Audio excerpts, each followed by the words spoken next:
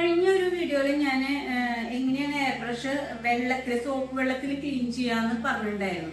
ഇപ്പൊ നമ്മൾ ഒരു വർക്കിന് പോയി, വർക്ക് കഴിഞ്ഞ ഉടനെ നമുക്ക് ഫുള്ളായിട്ടൊന്നും ക്ലീൻ ചെയ്യാൻ പറ്റിയെന്ന് വരില്ല. അപ്പൊ ആ സമയത്ത് നമ്മൾ തൽക്കാലം ഇത് ബ്ലോക്ക് ആവാതിരിക്കാൻ എയർ ബ്രഷ് ക്ലെൻസർ ഒന്ന് സ്പ്രേ ചെയ്ത് വെച്ച് നമ്മുടെ സ്റ്റുഡിയോയിൽ വന്നിട്ട് പിന്നീട് ക്ലീൻ ചെയ്താലും മതി. പക്ഷെ ഇത് ക്ലെൻസർ ഒഴിക്കാൻ മറന്നു കഴിഞ്ഞാൽ ഇത് ഡ്രൈ ആയി പോകും.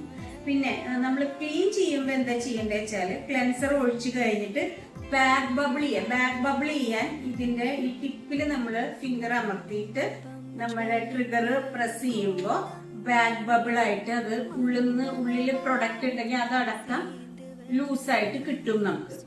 അങ്ങനെ ഒന്ന് ബാക്ക് ബബിൾ ചെയ്ത് കഴിഞ്ഞ് അത് കളയാം, നമുക്ക് ഒഴിച്ച് കളയാം. ഇത്രയും പ്രൊഡക്റ്റ് അതിൻ്റെ ഉള്ളിൽ വീണ്ടും ഉണ്ടായിരുന്നു. വീണ്ടും നമ്മള് ഒന്നും കൂടിയും ബാക്ക് ബബിൾ ചെയ്യാം. അപ്പൊ അതിന്റെ ഉള്ളില് തീരെ നിൽക്കില്ല, മൊത്തത്തിൽ ഇവിടെ പോരും. പിന്നെ നമ്മൾ ഞാൻ കഴിഞ്ഞ വീഡിയോയിൽ പറഞ്ഞിട്ടുണ്ടായിരുന്നു ട്രയാങ്കിൾ ഷേപ്പില് ടിഷ്യൂ, കനുള്ള ടിഷ്യൂ ട്രയാങ്കിൾ ഷേപ്പില് മടക്കിയിട്ട് ക്ലീൻ ചെയ്യണം. തിന്നായിട്ടുള്ള ഫേഷ്യൽ ടിഷ്യൂ ഉപയോഗിക്കരുത്, കാരണം അത് ഇതിന്റെ ഉള്ളില് കുടുങ്ങിയിട്ട് ബ്ലോക്ക് ആവാൻ ചാൻസ് ഉണ്ട്.